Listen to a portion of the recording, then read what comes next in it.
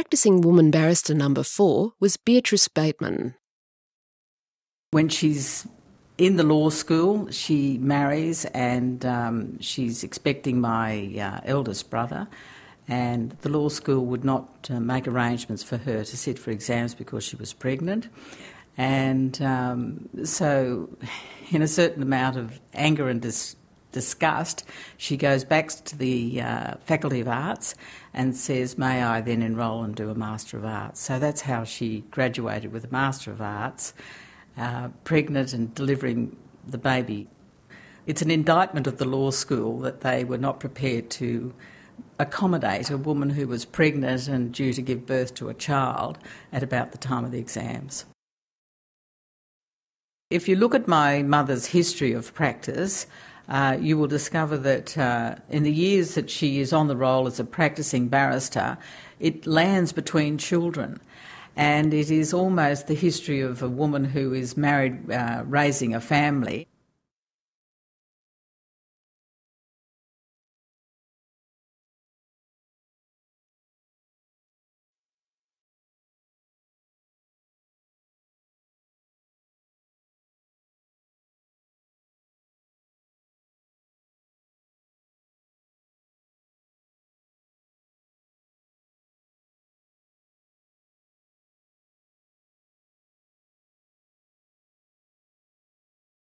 My mother saw that the women of the world really set the agenda for a family, and so her response to it was that if you educated a woman, you actually educated a family.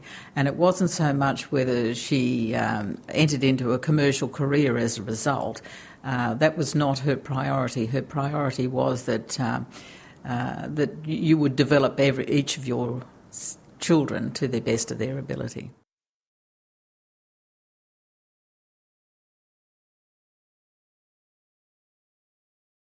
At the end of my mother's life, there is 2 years there that she is practising, and I was aware of the work that she was doing at that stage because I was slightly older. And so she's on the practising roll, 59 and 1960. She did a murder trial, and she also did litigation in relation to an insurance contract where the insurer refused to pay for loss of rental. And she litigated. She lost round 1 and she won in the Court of Appeal, and the judgment was published after she died. When she died, she was researching work for an Aboriginal woman charged with murder in the Northern Territory, and a Greek doctor in the Northern Territory had spoken to my mother because of the publicity over this other murder trial and asked my mother would she take up the cause. So I think my mother was doing work not for financial reward, for the intellectual stimulation and to assist. In the late 40s, early 50s, several more women were admitted to practice, including Dorothy Shearer, Beck McPaul, Mary Appleby, Marie Kinsella and Zena Sachs. None of these women practised at the private bar.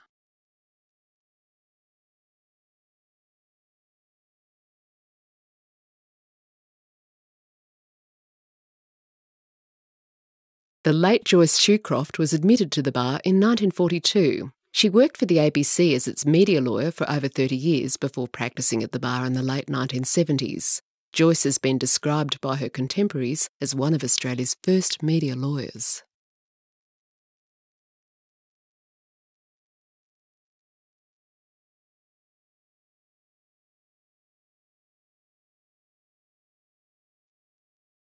I would have had, over the years, maybe half a dozen cases against her.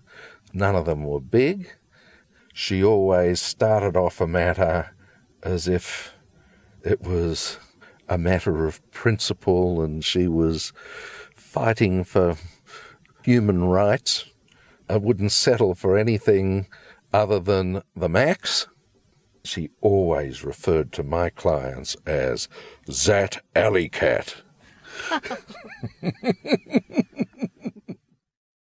In May 1955, Elizabeth Evatt, daughter of eminent QC Clive Evatt and member of the well-known Evatt family, was next to sign the bar roll.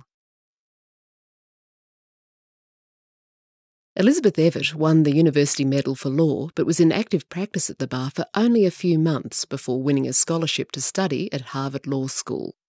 In that very, very short time, I was ensconced in my father's chambers. That's the old Denman chambers in Phillip Street, where he had his practice.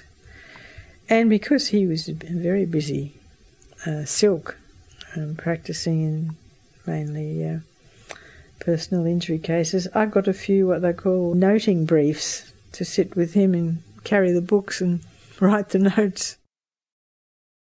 I appeared in the police magistrate's court once or twice. It was a negligent driving case. And I appeared before some public service tribunal for someone. Oh, and in the equity court, I had to go to a judge in chambers once to ask for an injunction.